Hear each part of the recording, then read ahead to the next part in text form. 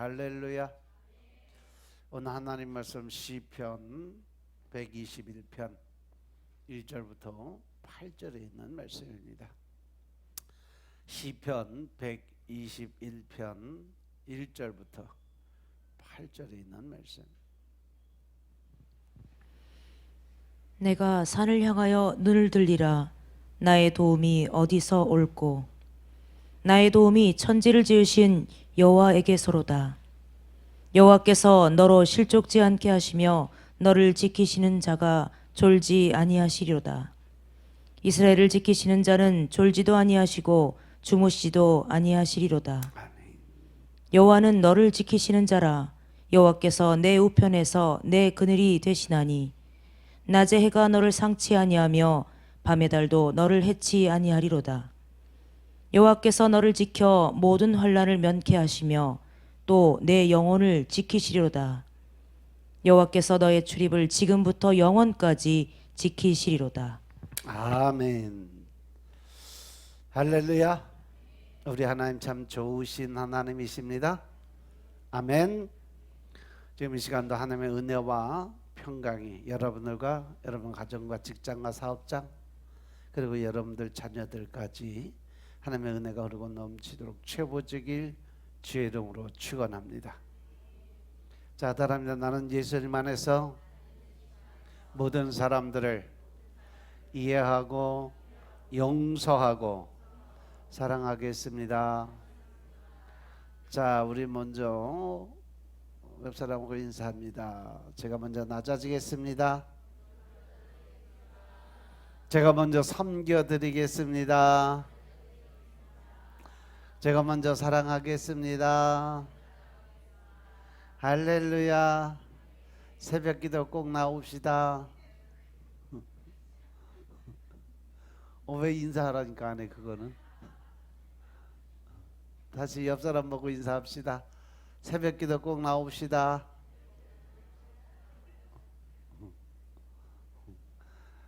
애들 핑계대고 뭐 못 나온다. 애 5살만 넘으면 동생들 지켜. 맡겨놓고 나오면 다 나올 수 있어. 핑계대지 말고. 오늘은 시편 120편 1절부터 8절 말씀 가지고 하나님은 너를 지키시는 자라 하는 제목으로 말씀을 나누겠습니다. 따라합니다. 하나님은 너를 지키시는 자라. 아멘. 하나님 이 땅에서 우리를 지으면서 제일 먼저 해주신 복이 뭐냐? 독처하는 것은 하나님 보시기에 참 안 좋아. 그래서 하나님이 늘 서로 의지하고 같이 살라고. 그래서 우리가 이 땅에 살아가면서 혼자 살 수 있는 그런 사람은 없어요. 독불장군처럼 자기 혼자 살아가는 사람은 절대 없다는 거죠. 왜냐하면 이미 우리는 나면서부터 하나님이 서로가 서로를 도와주고 또 섬겨주고 나눠주고 베풀어주는 삶을 살게끔 만들어놨어요. 그래서 우리가 살아가는 모든 삶의 모든 도움은 바로 하나님께로부터 오는 것임을 기억하시기 바랍니다. 아멘. 사람들이 살아가는데 도와줄 수 있는 분은 오직 하나님 한 분밖에 없음을 믿으시기 바랍니다. 하나님께서 우리를 위해서 사람을 통해서 도우시고 만남을 통해서 역사하시고 더 나아가서 하나님의 뜻을, 하나님의 방법을, 하나님의 지식을 우리에게 주심으로 인해서 우리가 하나님의 은혜를 받으며 살아가는 겁니다. 그리고 우리는 하나님의 도우심을 이미 받았고 지금도 받고 있어요. 또 앞으로 우리가 살아가는 평생 동안 우리는 하나님의 도움을 받고 살아야 된다는 사실을 기억하시기 바랍니다. 그래서 하나님은 이 땅의 모든 천지 창조를 하시고 우리에게 생명을 주시는데 이 땅에서의 생명만이 아니라 더 나아가서 마지막 이 땅의 육신의 장막 벗고 그 이후에 영원한 생명, 즉 새하늘과 새 땅을 땅에 허락하시고 그리고 그 천국의 소망을 갖고 살아갈 수 있게 만들어졌어요. 그러면서 우리가 이 땅에 살아가면서 부족함이 없도록 늘 채워주시고 또 모든 것을 예비해 놓으시고 사용할 수 있는 권한을 우리에게 주셨어요. 그래서 여러분들은 이 땅에 살아가면서 우리가 하나님의 은혜 가운데 또 하나님의 도우심을 받고 살아가는 것에 늘 감사드리는 여러분들 되시길 주님으로 축원합니다. 아멘. 그래서 여러분들 매일 감사일기 하루에 5개 이상씩은 꼭 써라 한 이유가 우리가 하나님 앞에 드려지는 이 감사의 마음을 놓쳐버리면 사단이 제일 먼저 우리를 공격하는 게 뭐냐? 불평과 원망입니다. 그러므로 하나님과 관계가 멀어지게 만드는 게 사단이 하는 일이에요.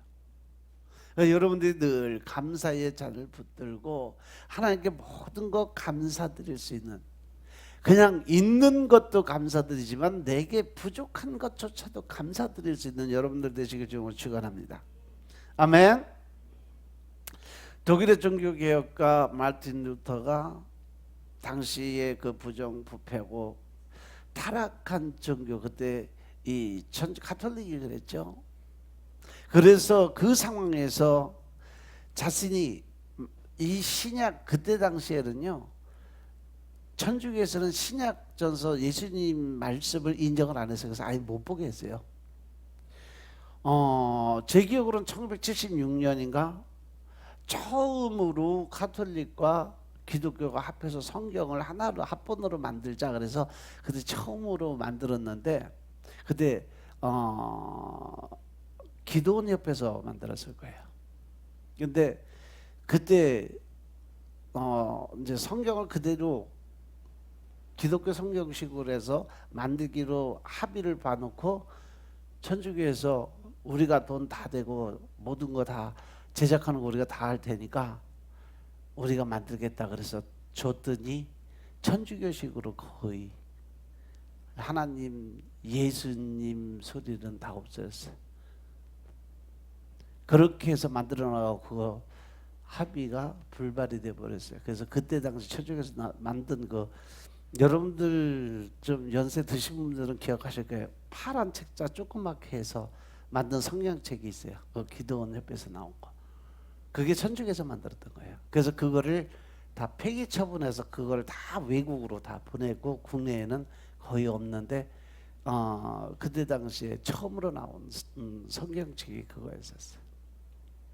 근데 천주교에서 그거를 바꿔놔 가지고 그때 당시에 천주교에는요 예수님을 인정을 안 하고 그냥 성모 마리아의 아들 정도만 생각했지 이 예수님이 하나님이시고 또 성령님이시고 이 자체를 인정을 안 했어요. 지금도 마찬가지. 천주교에서는 지금도 예수님이 하나님이신 것을 인정을 안 해요. 그냥 너희들은 아들의 신앙을 믿는 거고 우리는 어머니의 신앙을 믿는 거다. 그러니까 남편이 아내를 더 깊이 사랑하고 존경해 주겠냐, 아들을 더 깊이 사랑하고 존경하겠냐. 그러니까 우리가 너희들보다 낫다라는 그러한 개념의 논리를 피는 게 천주교예요. 그런데 말씀에 보면 신약을 왜 문제게 했냐면 그 신약에 보면 예수님이 어떤 분이고 그분이 하나님이고 그분이 성령님이라는 것을 기록해 놓은 구절들이 다 있어요. 그래서 못 읽겠는데 마르틴 루터가 어느 날 신약 성경을 보고 이렇게 은혜를 받다가 성령의 임재를 받아서 성령 세례를 받았어요. 로마서 말씀을 붙들고서 말씀에 깨졌는데 그때 이 종교가 뭔가 잘못됐다 해서 그때 데모를 하면서 생겨난 것이 기독교예요. 그 가장 기본적인 발판을 마련한 것이 바로 이 신약 성경인데 결국은 여기서 어려움에 부딪히고 낙심하고 절망하고 그 가운데서도 마틴 루터가 뭐라고 고백을 했냐면 캄캄한 밤에 하늘을 쳐다보면 무수한 많은 별들이 금방 쏟아질 것처럼 반짝입니다. 그 별들을 바치는 기둥은 보이지 않지만 별들이 떨어지지 않고 자기 자리를 지키고 있는 것은 바로 하나님께서 이 온 우주를 운행하고 계시기 때문인 것을 깨달아야 된다라고 그랬어요. 그래서 이 마르틴 루터가 우주를 운영하시는 하나님이 자기도 도와주신다는 것을 믿고 마음의 평안과 위로를 얻게 됩니다. 하나님의 모습이 우리의 눈에는 보이지 않고 손으로 만져지지는 않지만 하나님은 우리의 생명을 주장하시고 더 나아가서 우리의 삶을 늘 옆에서 도와주시는 분이심을 믿으시기 바랍니다. 아멘. 우리는 하나님의 말씀을 통해서 그 사실을 깨달을 수 있어요. 따라서 우리는 하나님의 도움을 받는 자로서 늘 하나님께 감사드리고 영광을 올려드려야 되는 줄로 믿으시기 바랍니다. 이사야서 21장 43절 21절 말씀처럼 하나님 우리를 지으신 목적은 다른 거 없어요. 이 백성은 내가 나를 위해서 지었다. 왜? 나에게 찬송을 부르게 하려 하심이니라. 그래서 우리는 늘 하나님께 찬양 드리고 경배 드리는 거죠. 늘 삶 속에서 늘 해야 되는 책임이요. 왜? 하나님이 우리를 이 땅에 보내신 목적의 가장 첫 번째가 뭐냐면 찬양 받으시기 위해서. 그래서 이 백성을 내가 지었다라고 말씀하신 겁니다. 하나님은 우리가 깨닫지 못하는 중에도 우리의 모든 사업에 참여하시는 아주 조용한 동업자이심을 믿으시기 바랍니다. 여러분들이 어떠한 일을 하든지 어떠한 사업을 하든지 어떠한 사역을 하든지 늘 하나님은 여러분들과 동행하시고 여러분들이 하는 일을 도와주길 원하신다는 거죠. 그런데 여러분들이 과연 얼마만큼 하나님을 의지하고 그분에게 맡기고 더 나아가서 그분을 의지하는 그 마음을 믿음을 갖고 살아가느냐. 하나님이 그냥 바라만 보실 때는요, 자아가 강하면 절대로 하나님이 그 일에 간섭을 안 하세요. 모든 걸 하나님께서 10가지 하나님 앞에 다 의지하고 믿고 간구하고 기도 드리며 하나님의 방법을 구했을 때, 우리가 하나님의 방법, 하나님의 뜻대로 움직였을 때 하나님은 일을 하시는데, 내 방법, 내 뜻대로, 내 식대로 가다가 결국은 하나님이 간섭을 안 하시면 그때 실망과 절망을 찾게 되는 거예요. 늘 하나님만 의지하고 하나님 방법으로 갈 수 있는 여러분들의 삶이 되시길 주의 이름으로 축원합니다. 그래서 오직 하나님만 의지해서 하나님의 도우심을 듬뿍 받으시고 더 나아가서 여러분들의 그 모든 삶을 주님께 맡기는 그러한 삶을 사시길 주의 이름으로 축원합니다. 그것이 바로 내려놓음이라는 거예요. 내려놓음이라는 것은 한마디로 딱 얘기하면 내가 죽는 거예요. 내 생각, 내 뜻, 내 방법 다 없애버리는 거예요. 그래서 하나님의 말씀에 의지하고 하나님의 방법을 구하고 하나님이 원하시는 방법대로 살아가는 거죠. 내 자아가 살면요 늘 내 생각이 앞서가요. 그러다 보면 모든 일에 내 생각, 내 뜻, 내 방법대로 안 되면 화가 나는 거예요. 또 내 식대로 뭔가 이루어지지 않으면 짜증나요. 내가 하고 싶은 대로 내가 원하는 대로 되지 않으면 그때 화가 나는 거예요. 그러면 모든 게 하기 싫어지는 거고, 그 하기 싫어지는 그 마음은 결국 사단이 하나님과 나와 사이를 멀어지게 만드는 그런 역할을 하는 거죠. 그래서 여러분들은 늘 말씀을 매일 먹고 그 말씀을 묵상하면서 기도드리라는 이유는 바로 그것이 영적인 가장 기본적인 기초적인 생활 방식이에요. 그 말씀을 통하지 않고는 우리가 하나님을 만날 수가 없어요.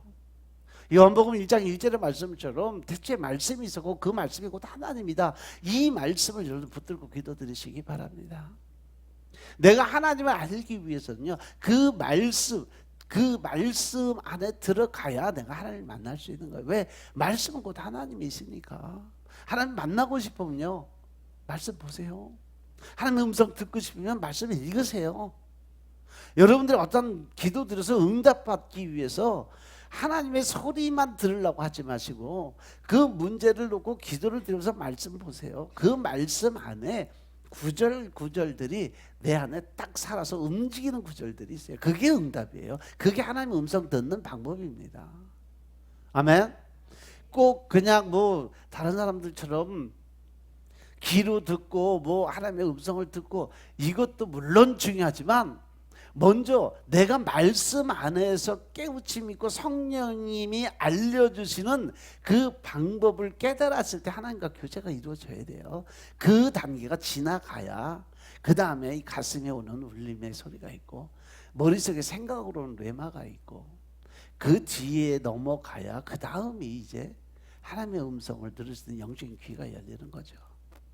영적인 귀가 열리게 될 때 하나님은 어떤 분은 영적인 눈을 활짝 열어주셔서 환상을 먼저 보시는 분들이고요. 어떤 분은 귀가 열려서 음성을 듣는 분들이 계세요.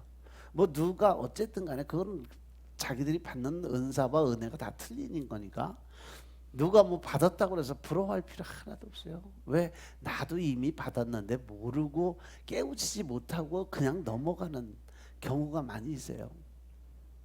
제가 가끔 이렇게 상담을 하다 보면 사람들이 이미 은사와 능력들 다 받았는데도 불구하고 하나도 모르니까 사용을 못해가고 땅속에 묻어놓은 사람들 많이 봤어요. 여러분들은 그것을 찾아내시기 바랍니다. 그래서 하나님과 교제되는 시간이 바로 이 말씀을 통해서 어떤 문제를 놓고 기도드리면서 그냥 하나님이 말씀하시는 것만 귀로 들으려고 하지 마세요. 하나님 음성은 절대 귀로 안 들려요. 마음속에 심중에 들어와요. 그리고 거기서 말씀하세요. 귀로 들으려고 그러니까 물론 육적인 그 귀로 들릴 수도 있어. 그때는 하나님의 특별한 사람들에게 특별하게 주시는 그런 은사와 능력들이 있는데 거기까지 가정하지 말고 먼저 마음으로 받으세요. 그래서 깨우침이 있고 그 요한복음 15장 말씀 보면 성령님이 보혜사 성령을 내가 너희한테 보내주는데 그 보혜사 성령이 너희들에게 하는 일이 뭐냐? 바로 너희가 모르는 거 알게 해준다 그랬어요. 우리가 하나님을 모르고 깨닫지 못하는 부분들을 깨우치고 알려주시고 너희들이 기억나지 못하는 거 그거 내가 다 기억나게 해줄게. 여러분들 처음에 말씀을 읽을 때 무슨 소리인지 하나도 모르지만 그냥 읽으세요. 그 말씀이 무슨 말씀인지 또 그것을 파고 들어가고 지식적으로 쌓고 하다 보면 자아만 늘어요. 그냥 일단은 읽고 가서 보면 앞에서 모르는 것들 뒤에 보면 해석을 해놨어요. 뒤쪽에서 모르는 거 이미 내가 지나온 답을 얻었어요. 그래서 읽고 또 읽고 하다가 보면 그 안에서 성경의 맥이 잡혀요. 하나님의 이 말씀을 어떻게 쓰셨는지 왜 쓰셨는지 그거에 대한 맥이 딱 잡혀요. 그러면서 읽어가면서 그것을 깨우쳐 줄 때 우리가 진리를 깨닫게 되는 거예요. 진리는요 세상 지식으로 해결할 수 있는 게 한자도 없다 그래서 요한일서의 말씀에 보면 그래서 너희는 성경은 누구에게 배워라? 성령께 배워라. 우리가 이 하나님 말씀 성경은요 우리가 지식으로 깨우치고 아는 것이 아니라 성령님이 알려주고 깨우쳐줘야 그래야 우리가 알 수 있는 것이 하나님의 말씀인 것을 깨달으시기 바랍니다. 아멘. 오늘 이 본문 말씀 보면 이스라엘 백성들이 포로 생활 막 마치고 바벨론에서 예루살렘으로 돌아가면서 앞으로 가야 할 길이 멀고 험한 것을 생각하면서 하나님의 도우심을 바라보면서 쓴 시가 바로 이 121편의 시예요. 하나님께서 도와주실 것을 믿고 감사드리는 이미 다 받은 것이 아니라 앞으로 하나님 우리가 이렇게 살게 될 것이다. 또 하나님 이렇게 우리를 도와줄 거다. 그것을 믿고 하나님한테 미리 감사드리는 그러한 시예요.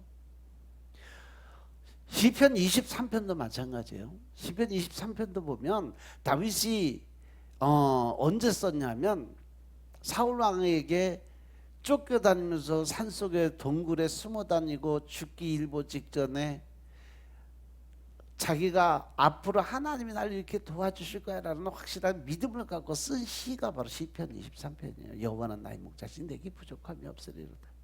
결국은 이 시편 23편은 언제 이르렀어요? 다윗이 왕이 되고 난 이후에 보면 시편 23편의 말씀이 그대로 그에게 다 임했어요.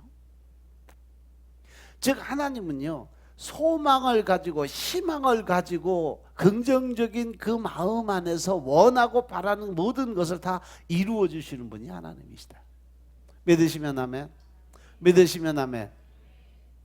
그래서 시편 121편의 이 말씀도 알고 보면 이스라엘 백성들 가장 힘들고 어려울 때 그들을 통해서 하나님 이렇게 일을 해주실 거야. 그래서 나는 이렇게 편안하게 살 수 있을 거야 라는 희망과 소망을 가졌을 때 하나님 그대로 이루어 주시잖아요. 어디서? 가나안 땅 들어가서.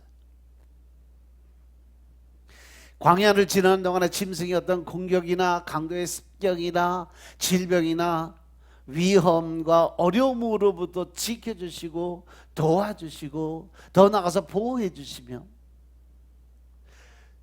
우리와 늘 함께 하시는 하나님께 찬양과 영광을 올려드리는 시가 바로 시편 121편입니다.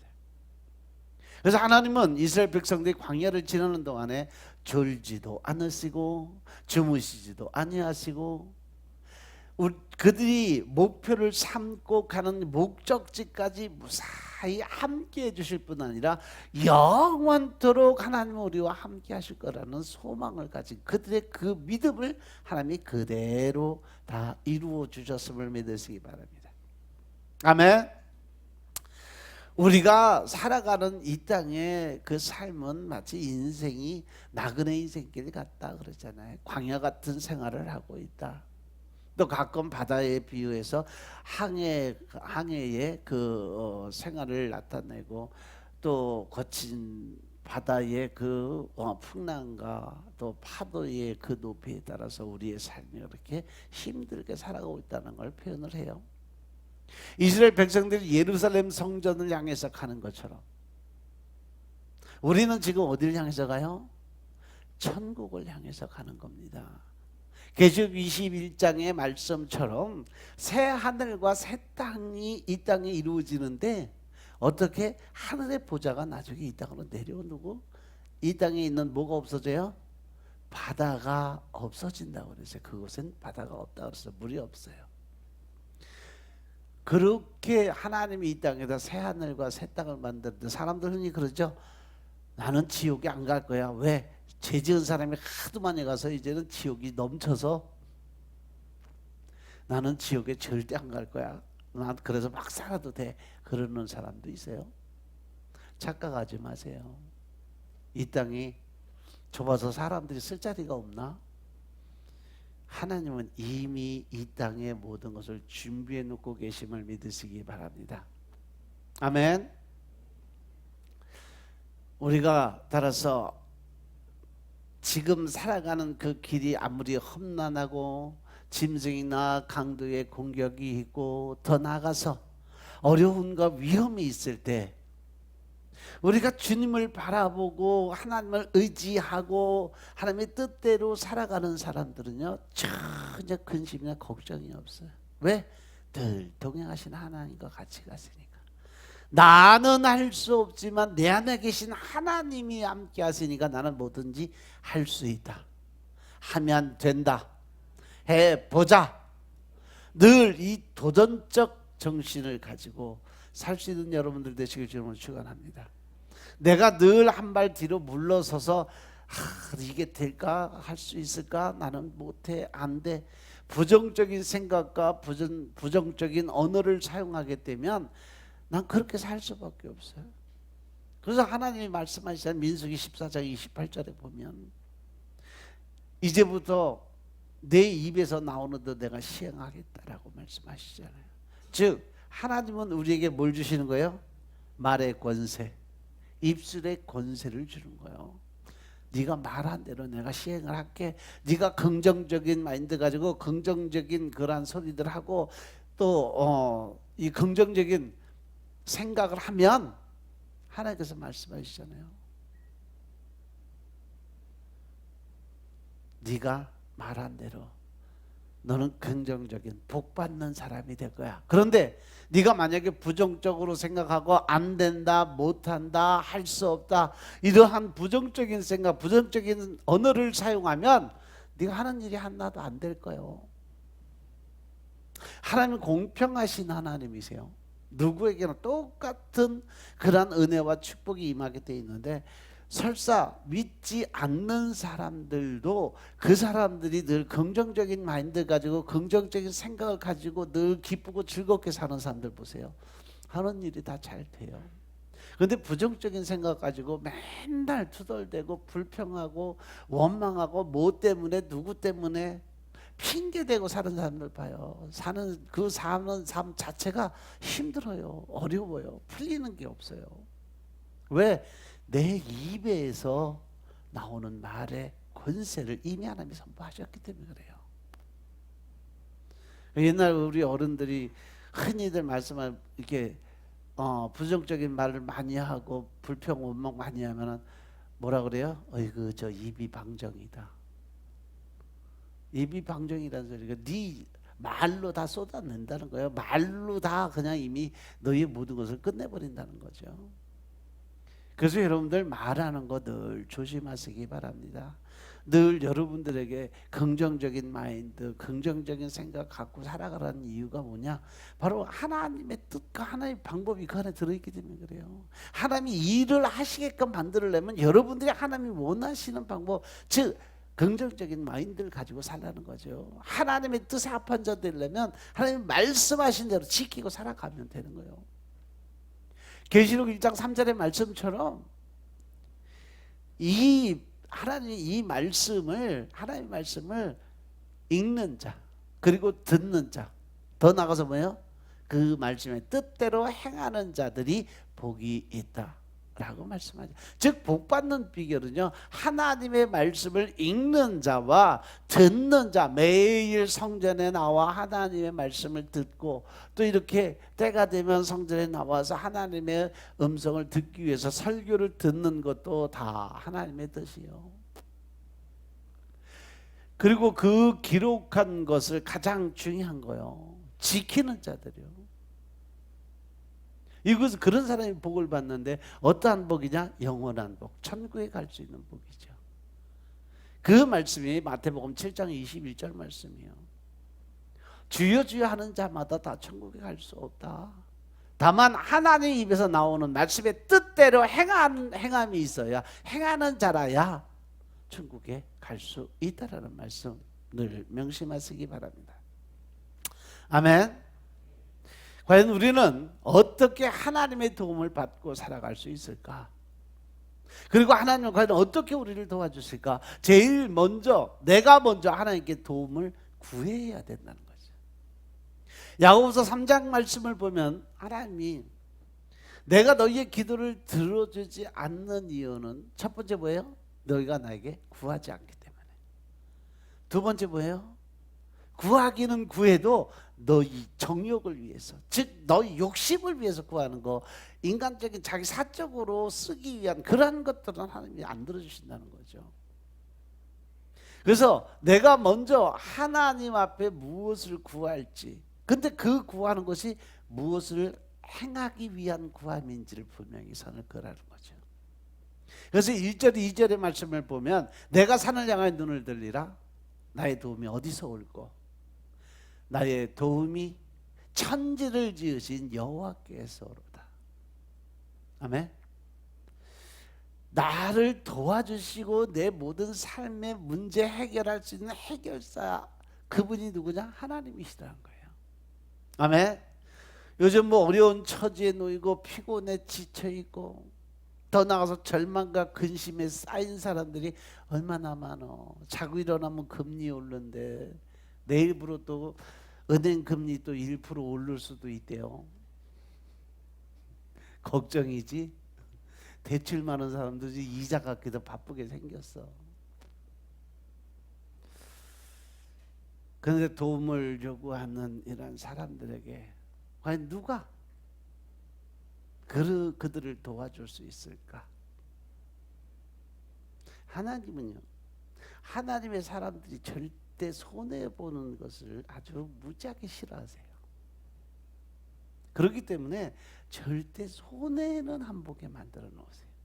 내가 이쪽으로 새는 게 있으면 이쪽에서 채울 수 있는 그러한 일들을 반드시 만들어 가세요. 그러니까 여러분들은 근심 걱정하지 마시고 하나님한테 맡기세요.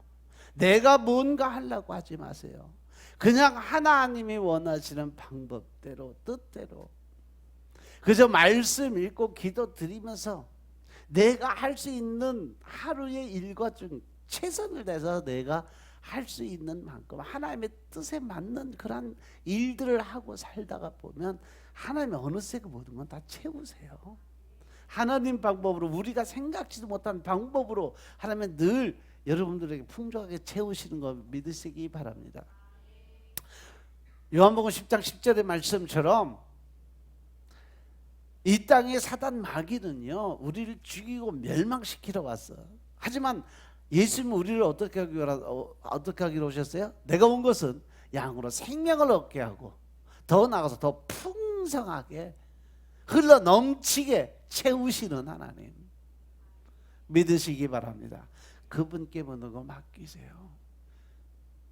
그러니까 우리가 어떠한 일에 대해서 내가 내 뜻대로 내 방법대로 가다 보면 내가 할 수 있는 건 유한적 능력이에요. 가다 반드시 벽에 부딪히게 돼 있어요. 그런데 사람의 힘으로 하려고 하다 보면 이 벽에 부딪히면 그 자리에 넘어갈 수 있는 방법이 없으니까 천상 주저앉는 수밖에 없죠. 그런데 하나님의 능력은 그걸 뛰어넘고 아니면 부수죠. 다 무너뜨리죠. 깨끗하게 치워주시는 하나님이 계심을 믿으시기 바랍니다. 그래서 여기서 도우신다는 말은 뭐냐? 어려움이나 위험한 순간에서 구해주거나 또 그 일을 해결해 주는 것을 말해요. 그것이 바로 도와주는 거라고 그래요. 그 하나님의 도움을 얻기 위해서 다윗이 어떻게 했어요? 다윗은 창조주 하나님께 눈을 들어서 자기의 힘들고 어려운 일들을 요구했어요. 여러분들 다윗의 기도를 가만히 보면요, 진짜 다윗은 하나님 앞에서 할 말 못할 말 그냥 남 욕도 하고 저 나쁜 새끼 개새끼 막 별소리 다 해요. 10의 말씀 보세요. 저 믿지 않는 저 사람들이 믿는 하나님의 백성들 이렇게 괴롭게 하니까 저 애비는 급살 맞아 죽게 하시고 저 만두라는 갖다가 창녀되게 하시고 자식새끼들은 저 다리 밑에 가서 거렁뱅이 되게 해주세요. 하나님 앞에서는 우리가 온전하게 자기의 온전한 걸 다 내어놓고 토설하고 기도할 수 있는 특권이 있어요. 사람들 욕하고 판단하고 정죄하고 심판하고 그러고 싶으면 사람들한테 하지 말고 하나님 앞에 하세요.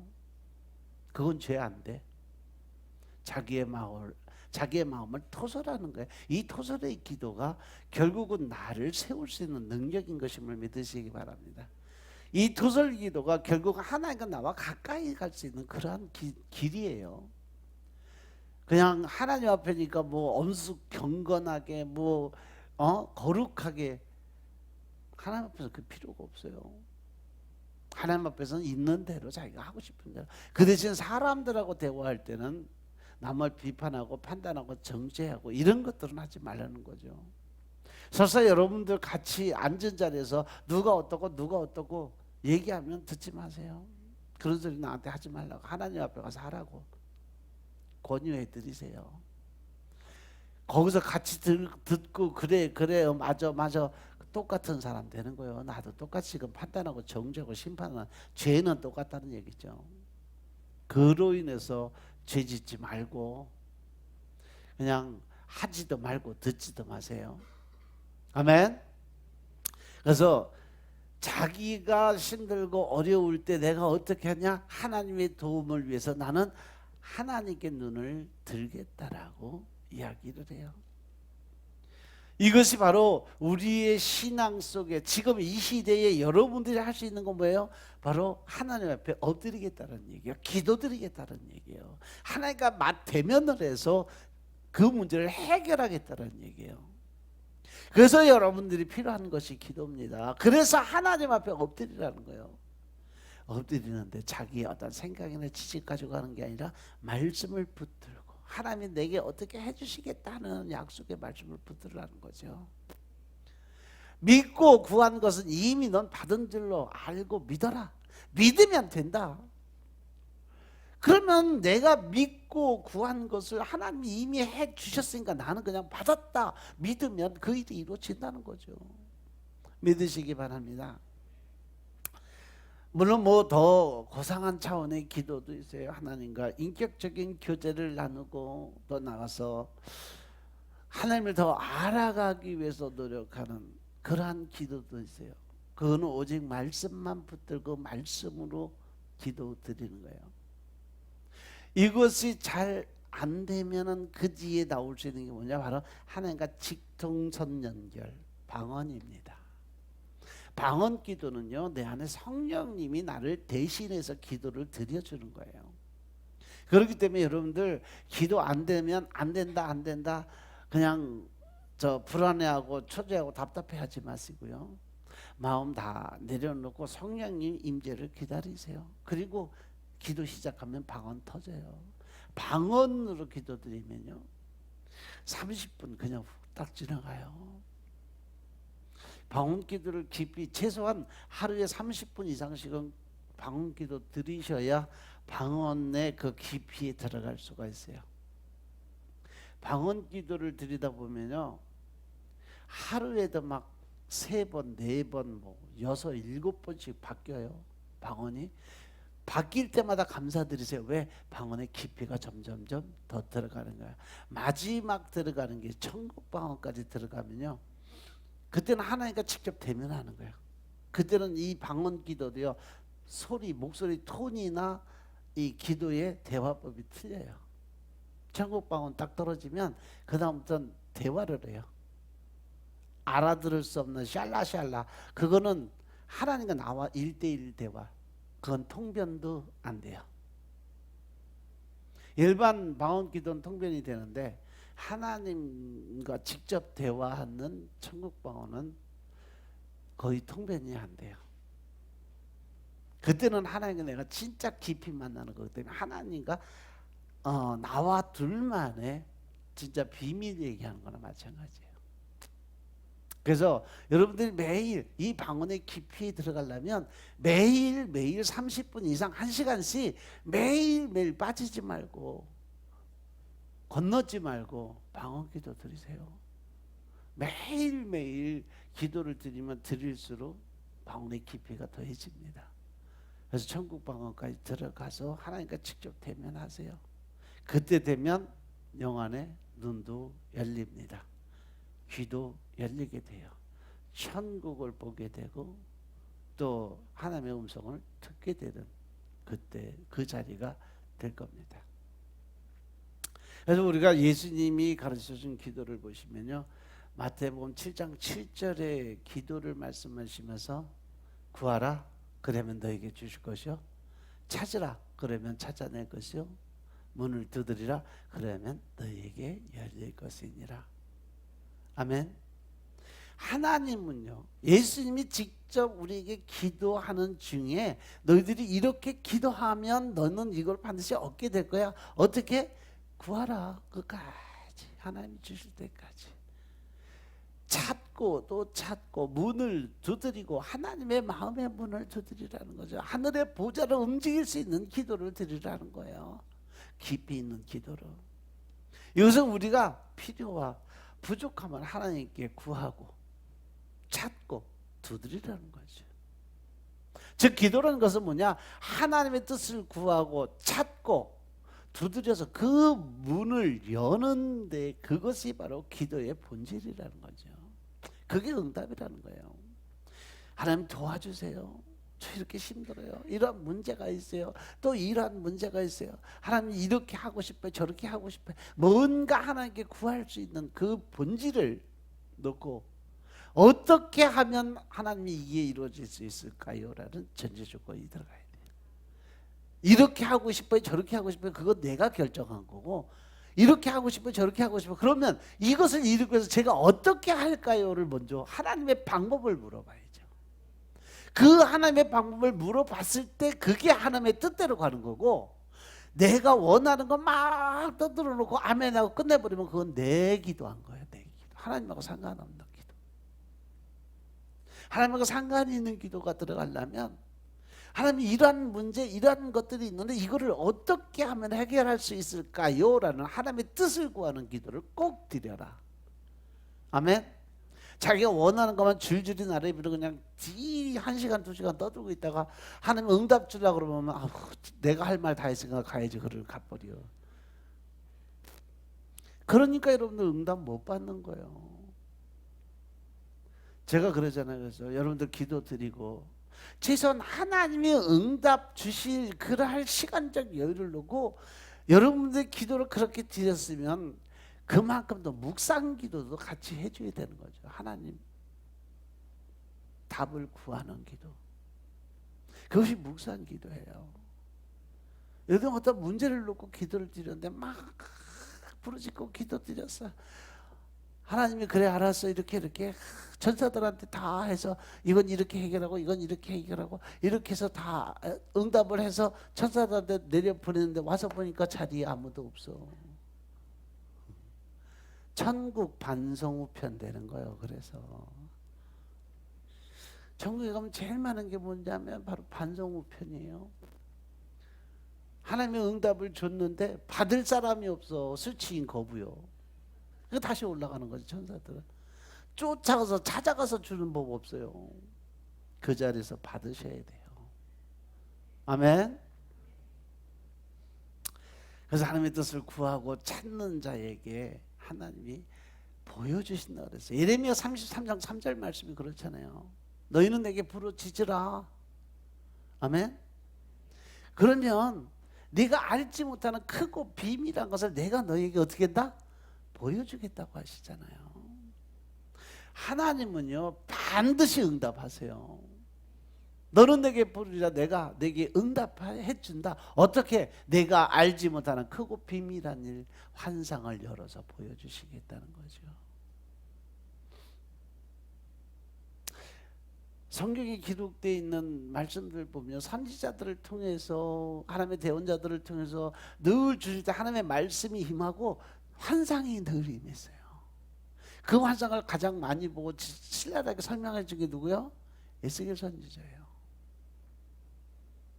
그래서 에스겔서를 가만히 들여다보고 있으면요, 내가 거기 안에 들어가 있는 느낌이 들어가요. 여러분들 그렇게 깊이 있는 말씀 안에 들어갈 수 있는 준비가 돼 있어야 돼요. 그 말씀을 쫙 읽으면 에스겔 선지자가 내가 되는 거지. 내가 돼갖고 이렇게 들어가면 하나님 말씀하신 그 음성들이 그대로 들리면서 물이 차 올라오는, 또 마른 뼈들이 막 붙는, 생기가 불어서 군대가 되는 이런 것들이 다 보이게 돼 있다니까. 이게 말씀 환상이에요. 제가 몇 번 얘기했지만 저는 처음 말씀 환상이 어디야? 출애굽기에서 왔어요. 출애굽기 보는데 어느 날 갑자기 무슨 영화 한 편 보는 것 같아요. 비디오가 쫙 펼쳐지더니 말씀 읽는 대로 그게 이스라엘 민족들이 움직이고 사막에 있는 뭐 메뚜기 무슨 벌레들 뭐 전갈 뭐 불뱀 이런 것들이 다 그대로 다 보이는 거예요. 그들이 죽는 것까지 아주 신랄하게 보여요. 말씀 환상이 임하면요, 말씀이 읽는 대로. 바울 소신에 와서는 이 사도 바울이 고난당하고 또 옥에 갇히고 매 맞고 이런 것들을 그냥 이렇게 읽으면서 눈에 다 보이는 거예요. 그때 그 모습 그대로. 사도 바울이 키가 1m 50도 안 돼서 1m 47 정도밖에 안 돼요. 근데 거기다가 머리가 대머리요. 그 배불뚝이에요. 머리가 허옇게 쉬었어. 여러분 생각해봐, 상상을 해봐. 키는 요만한데 배불뚝에다가 대머리에다가 흰머리에다가 그런 사람이 걸어다니면서 복음 증거하고 있다고 생각해봐. 진짜 세상적으로 볼품이 없는 그런 사람. 근데 그를 통해서 하나님은 이 아시아 유럽 쪽을 다 사람을 변화시키는 역사가 일어났잖아요. 그리고 실제적으로 가서 보면 그때 당시에는 사람들 키가 다 작았어요. 전체적으로. 그러니 다윗이 키가 작았는데 거기에 2m 70짜리가 서 있으니 완전히 진짜 사람 그 메뚜기가 돼버리는 거죠. 그런데도 불구하고 다윗의 담대한 믿음이 그를 변화시키잖아요. 하나님의 능력이 나타나게 만들어 주잖아요.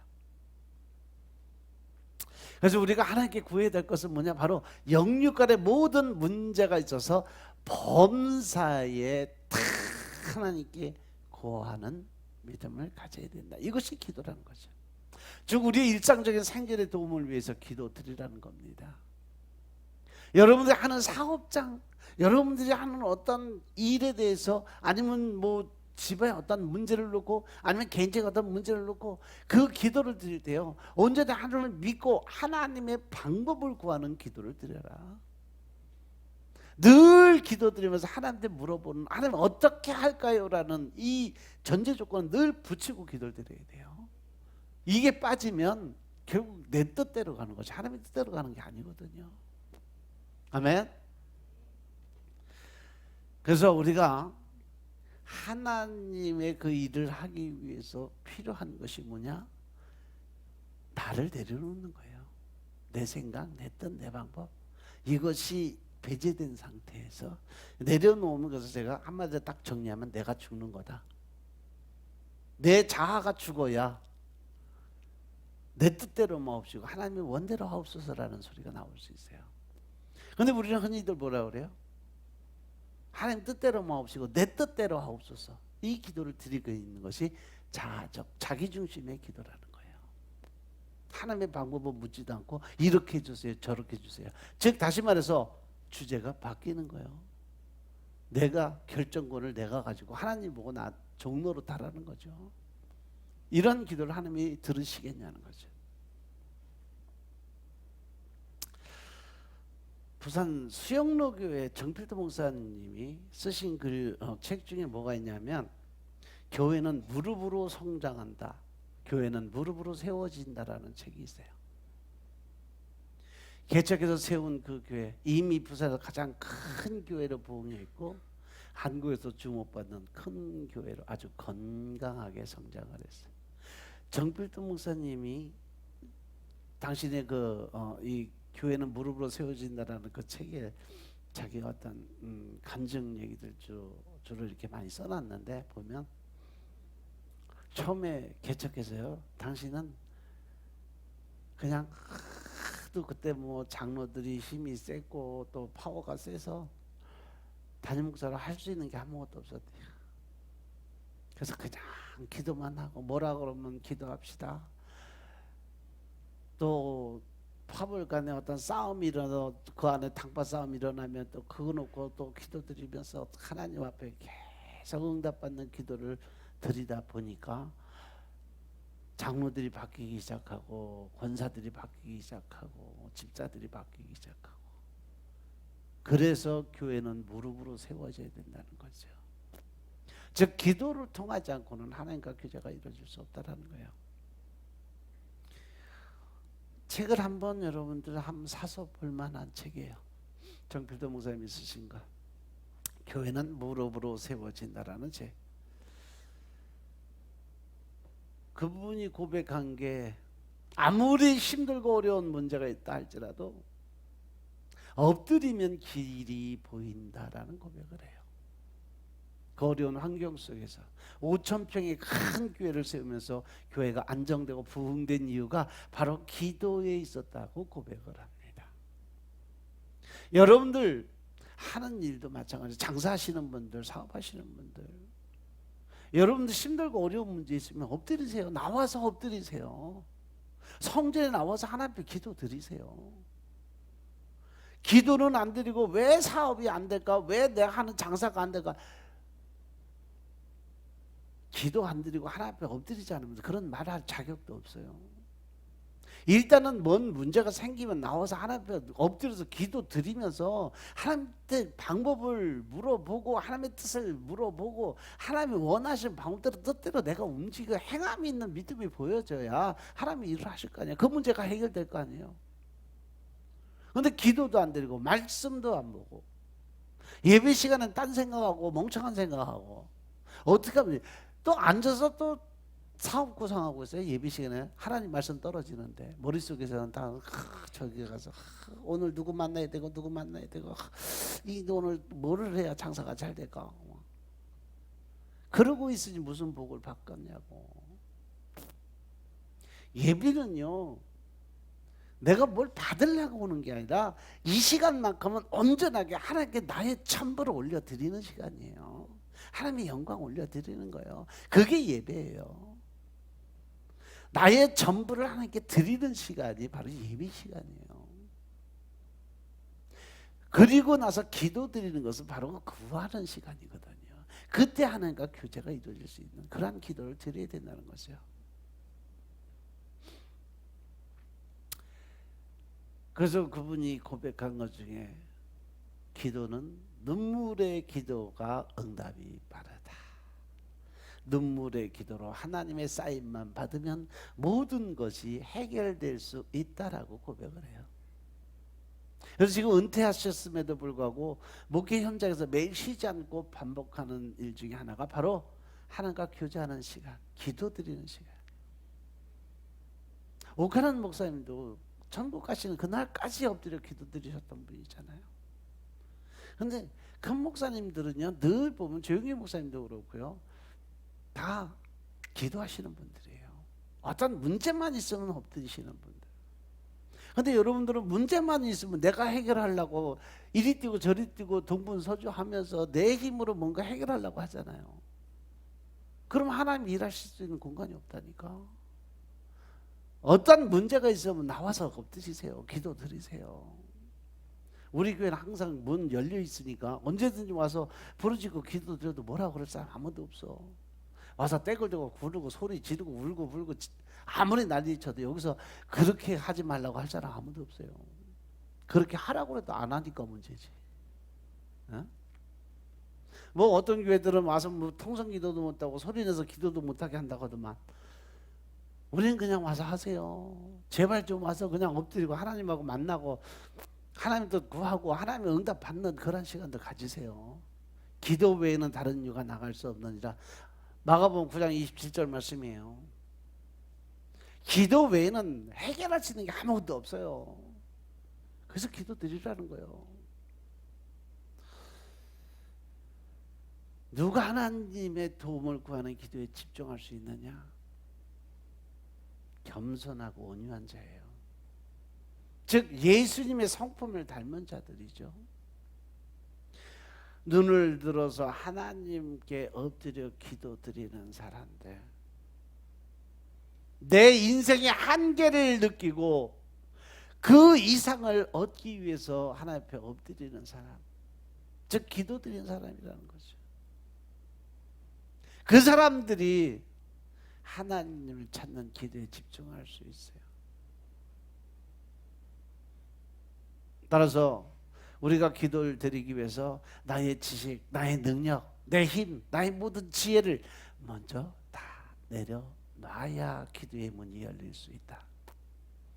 하나님이 창조주 되심과 주관자 되심, 왕 되심을 먼저 겸손하게 인정할 수 있는 사람, 그분이 나의 전부라는 것을 인정할 수 있는 사람이 기도드릴 수 있는 준비가 된 사람이에요.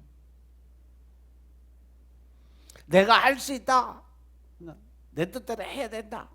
그럼 하나님 뭐라 그래? 그 네 맘대로 해봐. 네 뜻대로 해봐. 그 다음부터 하나님 간섭 안 하시는 거죠. 잠언 16장 1절의 말씀 보면 마음의 경영은 사람에게 있어도 말의 응답은 여호와께부터 나온다고 그랬어요. 그 해결책은 하나님께서 하신다고 그랬어요. 또 3절에 보면 뭐라 그랬냐? 너희 행사를 여호와께 맡겨라. 너희 그 모든 하는 일, 행사라는 건 모든 행하는 일들, 그 참 하나님께 맡겨라. 왜? 그래야면 너희의 경영하는 것을 이루어 주겠다. 이러한 말씀 붙들고 기도하시라는 겁니다. 다른 거 말고. 요즘 모두가 힘들다 어렵다 이야기를 해요. 때로는 힘든 그 삶을 사람에게 하소연하기도 하고 사람들의 도움을 구하기도 하고 백방으로 자기가 아는 사람 뭐 이웃 친척의 이웃에 뭐 사돈의 팔촌까지 쫓아다니면서 어떻게든 자기가 해결하려고 해요. 그런데 그 문제가 해결되느냐? 아니요, 점점 일이 더 꼬여요. 그래서 하나님의 도우심을 바라고 엎드리시라는 겁니다. 어려운 난간이 생기면 생길수록 더 엎드려 기도 드리시라는 겁니다. 여러분들의 마음속에 가지고 있는 힘들고 어려운 부분, 그 문제들 여러분들이 어떻게든지 해결하려고 하지 마세요. 하나님 뜻대로 마옵시고 내 뜻대로 하옵소서, 이 기도 드리지 말라는 거예요. 내 거 다 내려놓고. 예수님도 그러시잖아요. 이 십자가 내가 안 지면 안 돼요, 하나님. 너무 힘들고 고통스러울 것 같은데 다른 방법으로 하면 안 될까요? 라고 질문은 던졌어요. 하지만 마지막에 뭐라고 그래요? 하지만 내 뜻대로만 없이 하나님의 원대로 하옵소서. 저는 이러한 생각은 가지고 있지만 주님, 제 생각은 아니고요, 하나님이 계획하신 대로 그냥 일을 행하세요. 따라갈게요. 순종할게요. 이것이 바로 바라보는 신앙이에요. 이것이 바로 나를 내려놓음의 기도입니다. 하나님이 요구하시는 삶의 기도가 바로 이러한 기도인 것임을 깨달으시기 바랍니다. 아멘. 아이고, 뭐 가다 보니까 시간이 벌써 지나갔네. 3절 4절은 다음 시간에 한 번 더 합시다. 1절 2절만 하는데 1시간 걸렸어. 기도합시다. 아버지 감사합니다. 오늘도 아버지의 은혜 가운데 우리가 살아가는 하나님의 뜻을 깨닫는, 또한 주님의 방법대로 우리가 살아갈 수 있는 길을 허락해 주시니 감사합니다. 우리 마음속에 신령과 진정의 마음이 임하게 하옵소서. 하나님의 권세와 능력이 나타나게 하시고 또한 하나님의 뜻을 깨닫는 시간 되게 하시고, 오늘 말씀을 통해서 우리가 어떻게 기도를 드리고 어떻게 하나님을 만나고 어떻게 하나님의 뜻을 깨닫는가에 대해서 깨닫고 알게 해주셔서 이제 순종하고 복종하는 자들 되게 하옵소서. 신실한 마음으로 주님을 찾고 찾는 하나님의 군사들 다 될 수 있도록 축복하옵소서. 모든 말씀 우리 주 예수 그리스도의 이름으로 감사드리며 기도드렸사옵나이다. 아멘. 우리 찬양 드리고 기도 드리시겠습니다.